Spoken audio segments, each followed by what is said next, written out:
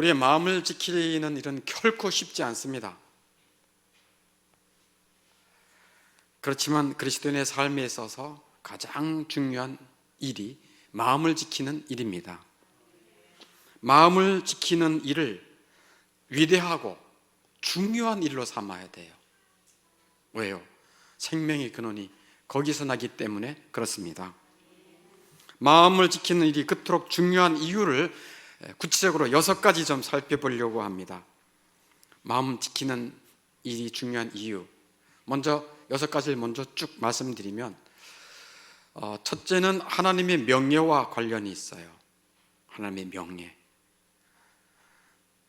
두 번째는 우리의 신앙 고백의 진실성에 관련되기 때문이에요. 우리의 신앙의 진실한가 아닌가에 대해서 이 마음의 지킴이 중요한 거예요.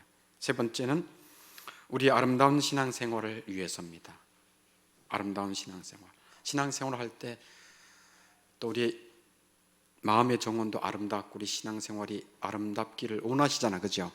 그것의 중요한 부분이 마음 지킴이에요. 그리고 네 번째는 우리 영혼의 위로와 즐거움을 위해서고, 다섯 번째는 우리의 은혜가 성장하기 위해서예요. 마음을 지키지 아니하면 아무리 하늘에서 은혜가 쏟아진다 할지라도 그 은혜를 담을 수가 없어요. 왜? 깨진 독이기 때문에 그래요. 마음을 지키지 않으면.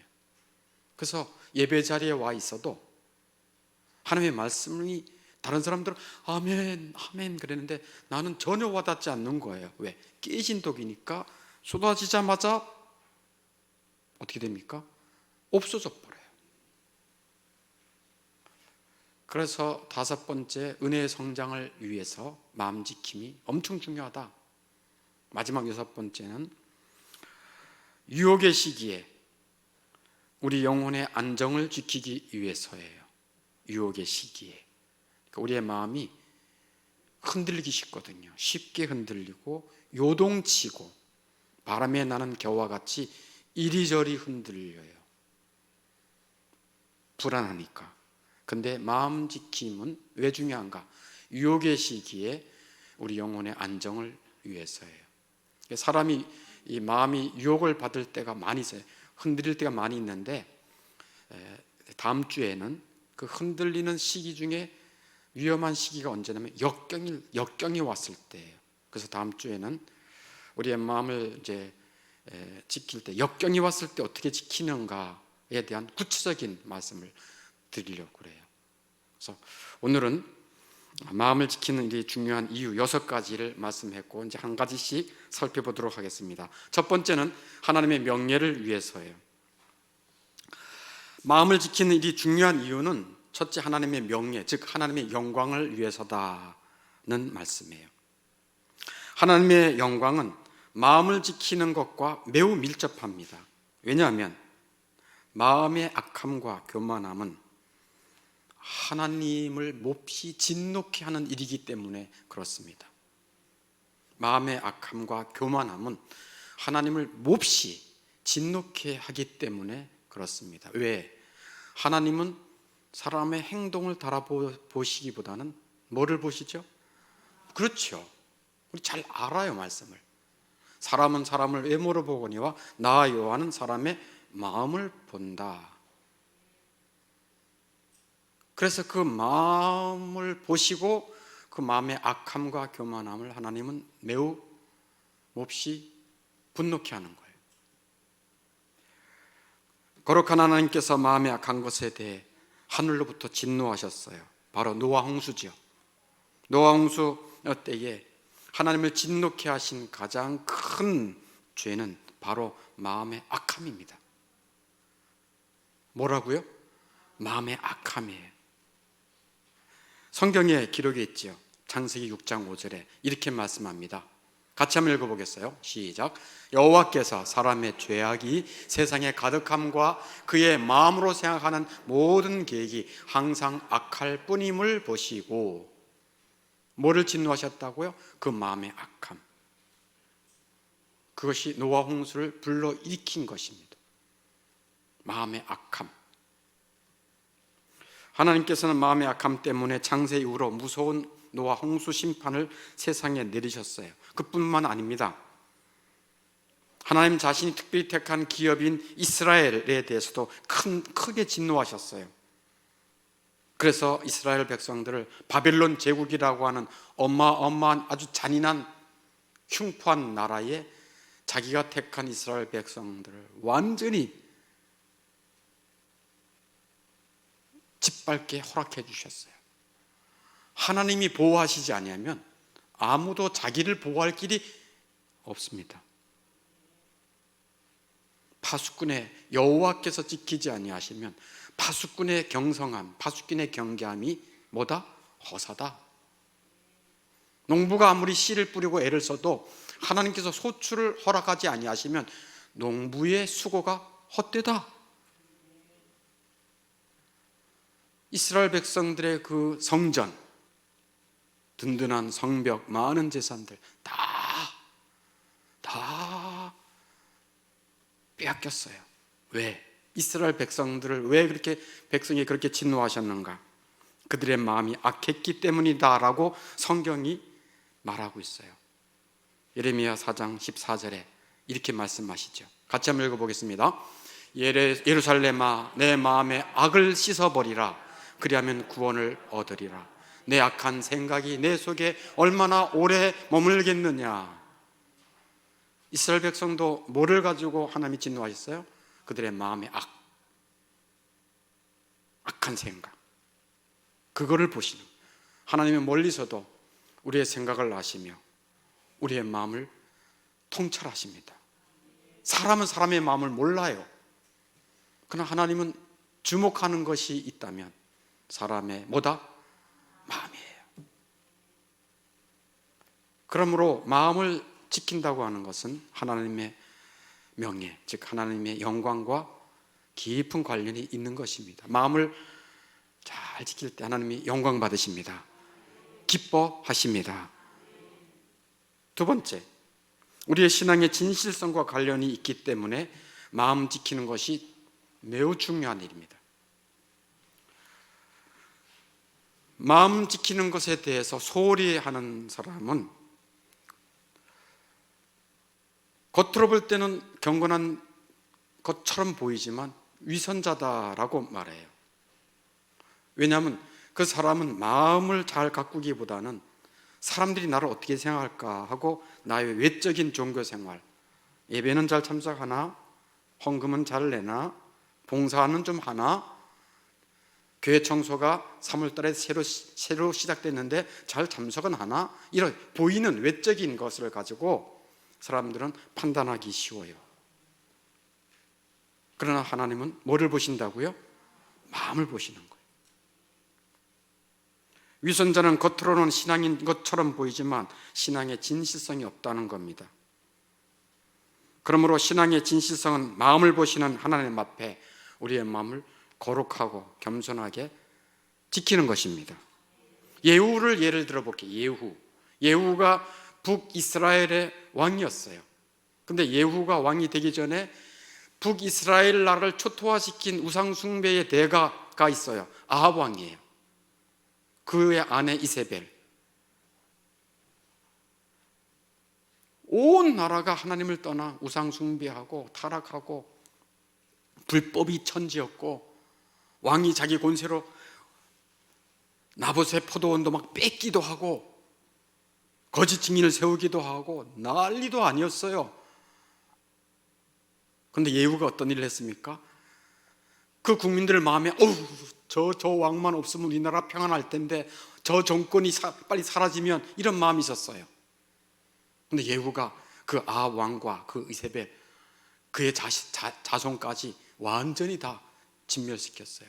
겉으로 보면 선한 일이고 겉으로 보면 하나님이 기뻐하신 일을 한 거예요. 그런데 성경은 혹독하게도 그는 위선자다 하고 성경이 기록해요. 어떤 면에서 위선자였는가? 전심으로 하나님의 뜻을 따르지 않았어요. 성경이 열왕기하 10장 31절에 그거를 말하고 있죠. 열왕기하 10장 31절에 그러나 예후가 전심으로 이스라엘 여호와의 율법을 지켜 행하지 아니하며 자기의 마음으로, 즉 그가 행했던 모든 이런 일들은 자기의 목적과 이익을 위해서 한 것입니다. 자기의 어떤 목적이 있었던 거예요. 근데 사람들은 그렇지 않죠. 오, 선한 일이야. 악을 진멸했으니까. 그래서 사람들이 보기에는 선했지만 자기의 이익과 목적을 위한 것이었기 때문에 그 마음을 보시는 하나님 앞에서 위선자였던 것입니다. 하나님 앞에 그 마음을 거룩하고 겸손하게 지키는 것, 이게 그의 신앙의 진실성을 보여주는 것입니다. 신앙의 진실성은 행위에서 드러난다기보다도 그 마음을 보신 하나님 앞에서 나타나는 것입니다. 세 번째, 마음을 지키는 것이 위대하고 중요한 일인 이유는, 세 번째가 우리의 아름다운 신앙생활을 위해서예요. 여러분들은 아름답고 정말 향기로운 신앙생활을 하고 싶습니까? 아름다운 신앙생활은 그 마음에, 그 영혼의 탁월함에서 나오는 것입니다. 마음이라고 하는 것은 말씀드렸지만 영혼 전체를 말하고 또 속사람을 의미한다고 말씀했죠. 그래서 신앙생활은, 아름다운 신앙생활은 어디에서 나오는 거라고요? 마음, 영혼의 탁월함에서 나오는 거예요. 왜요? 마음에서 뭐가 나오죠? 말이 나오고, 또 마음에서 뭐가 나오죠? 행동이 나오죠. 그래서 마음에서는 행동을 잉태해요. 마음에서 딱 정하면 가는 거예요. 여러분이 오늘 마음을 정했기 때문에 여기 온 거예요. 아, 내일은 분당 사랑교회 꼭 가야지 하고 마음을 먹었어요. 그러니까 손발이 움직여서 온 거예요. 마음으로 아이고 안 가고 싶어 그러면 누가 잡아 끌어도 안 와요. 그러므로 마음을 은혜롭게 지키는 것이 참 중요합니다. 말과, 신앙생활은 뭘로 구성되나요? 말과 행동으로 구성되잖아요. 신앙생활은 다 말이에요. 그 말 잘해야 되거든요. 행동이에요. 그러니까 말과 행동으로 구성된 게 신앙생활인데, 말과 행동이 어디서 나옵니까? 마음에서 나오잖아요. 그러니까 말과 행동이 아름다우면 아름다운 신앙생활입니다. 아멘입니까? 그런데 신자들 간에 대화가 냉랭해지고, 대화가 막 가시가 돋고, 뒤에서 험담을 하고, 또 하나님과 영적인 교제가 바짝 메말라가는 이유는, 까닭은 그들이 자기들의 마음을 방치해뒀기 때문에 그래요. 자기들의 마음을 잘 지키지 않은 거예요. 내 마음 내키는 대로 그냥 내키는 대로 말하고 내키는 대로 행동하고, 감정이 올라가면 올라간 대로, 내려가면 내려간 대로 마음을 지키지 않은 거예요. 신약에 보면 에베소 교회도, 에베소 교회가 괜찮은 교회인데 그 에베소 교회에 사도 바울이 이런 책망을 하고 또 권면도 해요. 에베소 4장 31절에 이렇게 말합니다. 같이 한번 읽어보겠습니다. 모든 악독과 노함과 분냄과 떠드는 것과 비방하는 것을 모든 악의와 함께 버리라 라고 말합니다. 왜 에베소 교회 신자들의 마음에 이런 쓴뿌리가, 이런 잡초들이 그들의 마음의 정원에 막 수수수 나왔을까요? 어떤 잡초들이? 악독, 분냄, 노함, 떠드는 거, 비방하는 거, 남 비방하는 거, 수근거리는 거, 남에게 좋아하는 거, 왜 이런 잡초들이 나와서 힘들게 할까요? 그것은 그들의 마음의 정원에 이런 것들이 자라도록 방치한 거예요. 그냥 내비둔 거예요. 자기가 비방에 마음이 들면 비방 막 하고, 성 나면 성 나는 대로 그냥 막 쏟아내고, 자기 감정대로, 자기 감정이 왕이야, 자기가 원하는 대로 그냥 하는 거예요.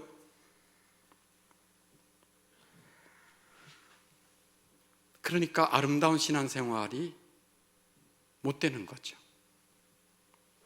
마음을 지키는 일은 아름다운 신앙생활을 위해서 매우 중요합니다. 그러므로 한순간도 방치해서는 안 돼요. 뭐를? 마음의 정원을 방치해서 안 돼요. 막 분노가 올라올 때, 또 가까운 사람에 대해서 미움이 계속해서 잡초가 올라올 때, 내가 왜 이렇게 미워하지? 내가 왜 이렇지? 하고 그 마음을 자꾸만 지키고 그 마음을 생각을 해야 돼요. 가장 먼저 마음을 지키기 위해서 가장 중요한 일이, 첫 번째가 자기의 마음을 살피고 점검해 보는 일이라고 그랬죠. 네. 그래서 성경 말씀 뭐를 예를 들었습니까? 시편? 내 영혼아, 그것만 해도 좋아요. 시편 기자가 그랬잖아요. 내 영혼아, 자기에게 말해요. 내 영혼아, 네가 어찌하여, 그건 두 번째고, 어찌하여 낭망해하느냐? 내 영혼아, 네가 어째서 네 속에서 불안해하니? 하고 자기에게 대화를 걸으라는, 자기 영혼에게 대화를 걸으라는 얘기예요. 자기 영혼에. 야, 너 은경아, 자기가 자기에게 물어. 은경아, 너 왜 이렇게 화가 나 있니? 너 왜 이렇게 지금 막 머리끝이 터질라 그러니? 하고 자기에게, 너 뭐가 불안한데? 왜 그렇게 화가 나는데? 자기 마음을 살피고 점검하는 일이 자기 마음을 지키는 첫 발자국입니다. 점검하거나 살피지 않으면 마음을 지킬 수가 없습니다. 마음 상태도 자기가 모르는데. 그래서 마음을 지키는 것이 위대하고 중요한 이유 세 번째, 우리의 신앙생활에, 아름다운 신앙생활을 위해서입니다. 네 번째, 우리 영혼의 위로와 즐거움을 위해서예요. 우리의 영혼의 위로와 즐거움은 우리의 마음을 지키는 일에 많이 의존되어 있습니다. 자신의 마음을 돌보는 일을 게을리하는 사람은 그 영혼이 불안하고 불안과 두려움의 흙탕물이 자기 마음을 가득 메우는 거예요. 불안과 두려움의 흙탕물이 자기 마음을 가득 채우는 거예요. 그러니까 물이 깨끗하지 않은 거예요. 자기의 마음의 물이. 근데 이거 아십니까? 하나님이 주시는 은혜는 마음 깊은 바닥에 있어요. 그리스도와 성령께서 주시는 순수한 은혜는 마음의 이 물이 요동하지 않고 맑아지고 잔잔해질 때까지 기다려야 돼요. 그래야 맑고 깨끗해지고 잔잔해진 마음의 가장 밑바닥에 금조각같이 반짝반짝 빛나는 그리스도의 은혜를 볼 수가 있습니다. 내게 이런 은혜를 하나님이 주셨구나. 그걸 볼 수 있는 거예요. 근데 마음이 불안하고 요동치고 두려움이 가득 차 있고 완전히 흙탕물로 되어 있는데 내 마음의 은혜를 어떻게 발견할 수 있겠습니까? 조용히 그 마음이 잔잔해지고 맑아질 때까지 조용히 잠잠히 기다리는 것입니다. 그래서 시편 62편 1절에 보면 나의 영혼이 잠잠히 여호와만을 바라며, 나의 영혼이 잠잠히 여호와만을 바라며. 그래서 하나님 앞에 홀로 독대하는 거예요. 하나님, 제가 이런 마음이 이렇습니다 하고 홀로 은밀한 중에 기도하는 거예요. 기도의 자리에 나와서 하나님 앞에 흐느껴서 한나처럼 우는 거예요.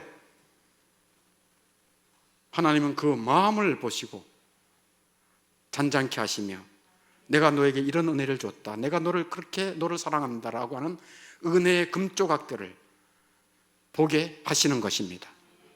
그래서 말씀 묵상을 하는 거예요. 조용히 하나님의 말씀을 묵상하고 하나님의 말씀을 되씹어서 들으면서 내 영혼에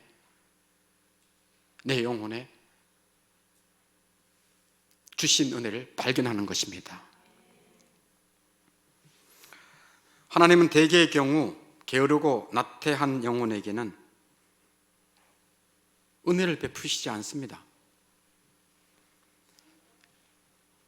하나님은 악하고 게으른 자 책망하시거든요. 자기 영혼에 잘 지키는 것에 대해서 그냥 태만하게 하고 방치할 때 은혜를 받기가 어렵습니다. 사람들은 자기 마음을 살펴보고 점검하는 일에 많은 시간을 혼자서 보내지 않아요. 하나님의 말씀을 읽으려 하지도 않고요.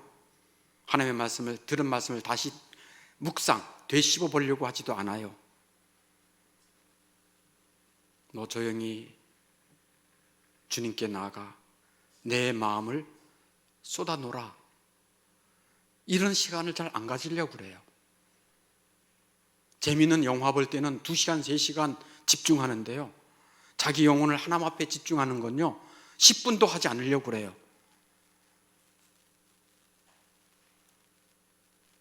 영적인 이 싸움이 커요.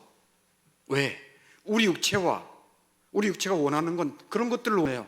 자극적인 거, 선정적인 거, 내게 이 땅의 삶에 유익이 되는 지식들, 이런 걸 원하지, 정말 생명과 모든 풍성함을 허락해 주시는 내 영혼의 아버지와의 깊은 만남을 가지려고 하지 않아요. 이런 영혼이 어디에서 위로와 즐거움을 얻으려고 하겠습니까? 사람들은 본능적으로 위로와 평안과 즐거움을 얻고 싶어 해요. 그래서 이것도 찾고 저것도 찾고 이것도 가보고 그러는데, 진정한 영혼의 위로와 평안과 만족은 찾기가 어려울 겁니다. 진정한 마음의 위로와 평안과 만족은 영이신 하나님이, 은혜의 하나님이 허락해 주십니다.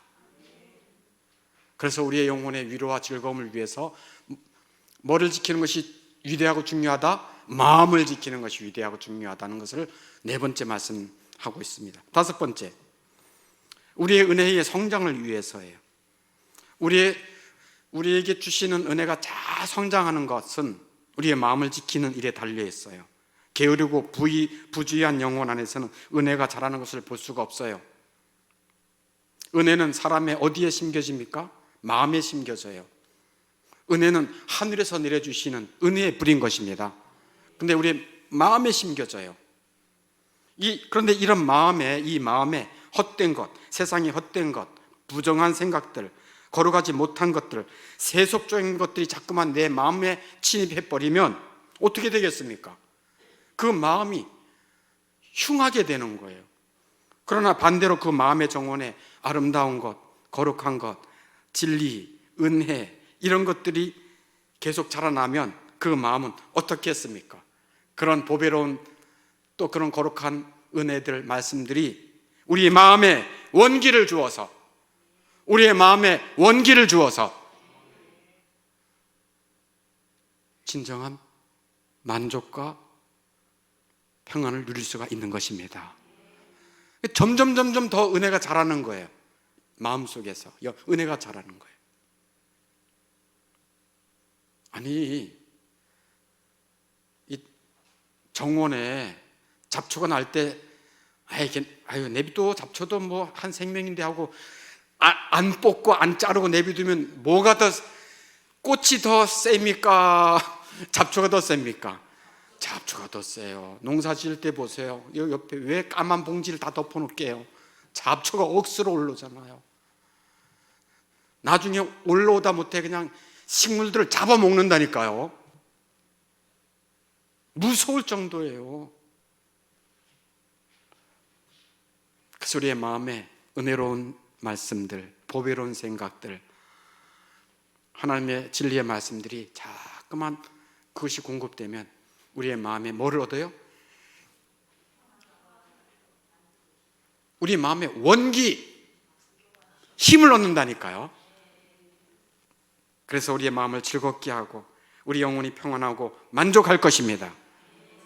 성경에 있어요. 시편 63편 5절에 같이 한번 읽겠습니다. 시작. 골수와 기름진 것을 먹은 것 같이 나의 영혼이 만족할 것이라.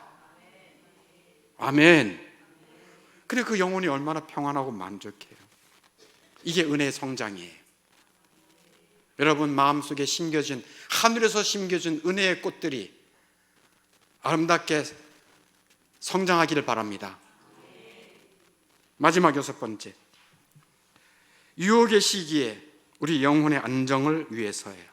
유혹의 시기. 유혹의 시기는 참 많아요. 우리 마음이 위기라는 얘기예요. 우리 마음이 위기 때가 한 10가지 정도 있는데 그걸 제가 한 가지 나중에 다음 주부터 나갈 거예요. 다음 주에는 역경일 때가 위기의 시간이거든요. 우리 마음이. 또 반대로도 있어요. 일이 잘 돼. 나는 지금 건강도 하고 자식들도 좋고 뭐 하는 일이 다 잘 돼. 번영의 때도 위기입니다. 사실 역경보다 번영의 때가 더 큰 위기예요. 그거는 이제 두 번째 시간에 다다음 주에 말씀을 준비해서 하도록 하겠습니다.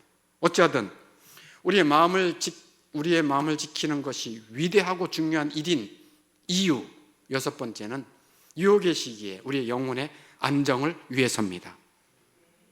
우리 영혼은 쉽게 흔들린다니까요. 요동친다니까요.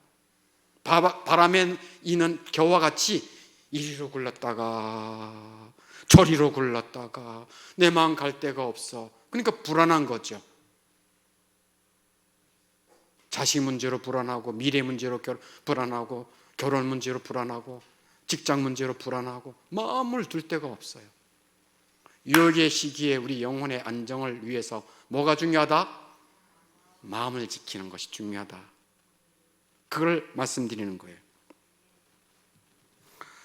부주의한 마음은 우리의 마음을 지키지 않고 그냥 마음에 대해서 방치하는 마음이죠. 자기 마음에 대해서도 살피지도 않고 점검하지도 않고 자기 마음을 들여다보지도 않고 잠잠히 하나님을 바라보지도 않고 하나님의 말씀으로 마음에 원기를 주는 것도 없이 그냥 살아가는 거예요. 육신만 있는 것처럼. 그런 부주의한 마음은 유혹의 시기에, 잘 들으세요, 그런 부주의한 마음은 유혹의 시기에 사단의 먹잇감이 됩니다. 유혹의 시기에 사단의 먹잇감이 돼요. 사단의 주된 공격 목표는 뭡니까? 마음이에요. 사람의 마음. 만일 사단이 마음을 정복한다면 그는 모든 것을 정복하게 됩니다. 왜냐하면 마음이 그 사람 전체를 지배하기 때문입니다. 그래서 이 사단은 영적 존재이기 때문에 영인 우리의 마음을, 생각을 차지하려고 합니다. 그래서 영적 전쟁이에요. 그런데 슬픈 일이 있어요. 정말 슬픈 일이에요. 부주의한 마음은 사단이 기습 공격해서 점령하는 것이 어렵지 않은 것은 마치 성문, 그 거대한 그 아름다운 성문을 활짝 열어놓고 수비도 하지 않고 열어놓은 성과 같아서 적군이 쉽게 공격해서 그 성을 정복할 수가 있어요. 부주의한 마음이 마치 그런 거예요. 자기 성문을 열어놓는 거예요. 사단은 너무 쉽게 침입해서 그 성을 차지할 수 있어요. 자기 마음을 지키지 않고 부주의하게 내비두고 방치해 둘 때,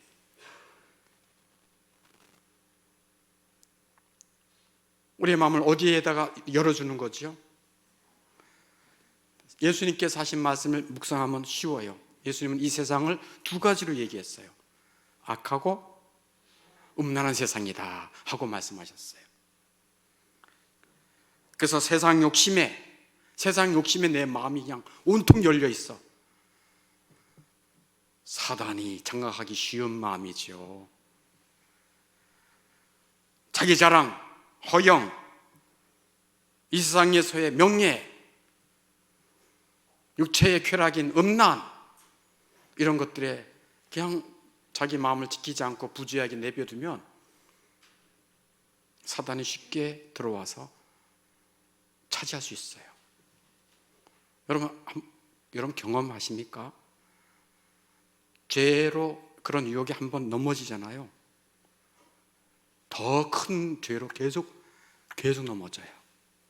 무서운 일입니다. 처음에 넘어지기 어려워서 그렇지 또 정복당하고 또 정복당합니다. 뭐를 지키지 않고 부주의할 때? 마음. 그래서 잠언 25장 28절에 이런 말씀을 주세요. 같이 한번 읽겠습니다. 시작. 자기의 마음을 제어하지 아니하는 자는 성읍이 무너지고 성벽이 없는 것 같으니라. 근데 자기 마음을 제어하지 않는 거예요. 성읍이 무너지고 성벽이 없으니 누구라도 와서 그 마음을 휘짓고 가는 거예요.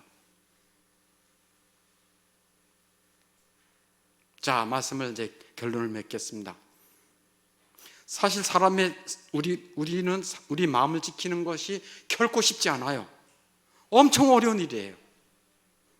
그럼에도 불구하고 마음을 지키는 일은 위대하고 중요한 일입니다. 그럼 어떻게 지킬 수 있는가? 우리 힘으로 안 돼요. 그래서 뭐가 필요하다 그랬어요? 내자로 작업 이렇게 했죠. 그렇지요. 사전 작업. 하나님께서 우리 마음에 은혜를 주시면 그 마음을 새롭게 하시는 것입니다. 그러면 이제 그 마음을 지킬 수 있는 마음이 좀 생기는 거예요. 그 사전 작업이 주님의 은혜와 능력으로 시작되는 것입니다. 그럼에도 불구하고 우리는 사전 작업이 된, 예를 들어 거듭난 영혼이라 할지라도, 예수님을 모신 마음이라 할지라도 뭐와 뭐가 싸워요? 우리의 받은 은혜와 우리의 부패함이, 우리 안에 있는 죄가 막 싸우는 거예요. 잘 안 돼요. 하루에도 몇 번씩 실패해요. 또 넘어져요. 그래서 하나님, 내 힘으로는 안 돼요 하고 뭐를 구하는 거예요? 그렇지요. 너무너무 잘하고 있어서 너무 감사해요. 주님의 은혜를 구하는 거예요. 주님, 저를 좀 불쌍히 여겨주세요. 제가 이 정도밖에 안 돼요. 제가 한 주간은 그래도 승리한 것 같은데요, 한 주간 만에 완전히 꺾였어요. 주님, 제가 이 정도밖에 안 되오니 저를 불쌍히 여겨주세요. 제가 형편없을 때, 제가 죄를 짓고만 살 때, 하나님의 뜻과 관계없이 살 때에 저에게 베풀어 주신 주님의 은혜를 압니다. 그러니까 저에게 은혜를 주십시오 하고 구하는 것입니다. 큰 은혜를 베푸시리. 은혜를 구하면 은혜를 주십니다. 이게 1단계. 근데 사람들이 보니까 요 1단계만 구하고 끝나더라고요. 두 번째가 있어요. 그게 뭐냐면은, 은혜를 구하면 받은 바 은혜를 주시거든요. 깨달음을 주시고, 감동을 주시고, 회개도 주시고, 너 이렇게 살아야 돼. 너 언제 그렇게 자기를 부인을 안 하니? 바득바득 그렇게 고집을 부리니? 뭐 이러면서 주님이 다 말씀해 주시고 인도해 주세요. 그러면 두 번째 단계는, 은혜를 받은 영혼은 뭐 해야 됩니까? 그 말씀에, 그 주님의 뜻에 나를 기꺼이 순종하는 거예요. 그게 두 번째 단계예요. 왜냐하면, 잘 들어보세요. 왜냐하면 목자, 왕, 또 예수 그리스도, 예수가 영원한 왕, 주인이시잖아요. 또 목자이시잖아요. 목자 얘기를 듣는다면, 목자는 한없이 자기 양떼들을 은혜를 주십니다. 그 시편 23편도 예배 드릴 때마다 시작하잖아요. 잔잔한 물가로 인도해 주시고, 쉴 만한 물가, 푸른 초장으로 인도해 주셔서 우리를 보호해 주십니다. 그게 자비예요. 그게 자비예요. 양은 근시하니라 먹을 것이 어디 있는지 잘 몰라요. 근데 목자는 압니다. 그래서 목자는 자비, 은혜를 베풀어 주신다. 이게 목자의 개념 1번이에요. 근데 사람들은 요거만 알더라고요. 목자의 개념은 자비, 보호 있지만, 두 번째는 뭐도 있는가? 양을 뭐합니까? 다스려요. 안 돼, 그걸로 가면 안 돼 하고 탁 하고 다스림이 있어요. 그러므로 양은 그 다스림에, 왕이시니까, 목자가 예수님이 왕이시니까 그 다스림에 어떤 개념이 있다는 걸 기억해야 돼요. 순종해야 된다, 따라야 된다. 이전에는 내가 죄를 따랐다면, 이전에는 내 삶의 주인이 나였다면, 이제는 주인이 예수님이야. 주인이 바뀐 것입니다. 그걸 기억하는 거예요. 그래서 목자의 개념은 자비, 은혜의 개념 있지만, 두 번째는 다스린다. 그러므로 은혜를 구한 자는 반드시 그리스도께서 인도해 주시는 대로 즐거이 뭐한다? 순종하며 따른다. 그럴 때 우리의 마음을 잘 지킬 수가 있습니다. 여러분의 생애에, 여러분의 영혼이 정말 주님 보시기에 기쁘고 아름답고 매력적인 영혼 되기를 주의 이름으로 축원합니다.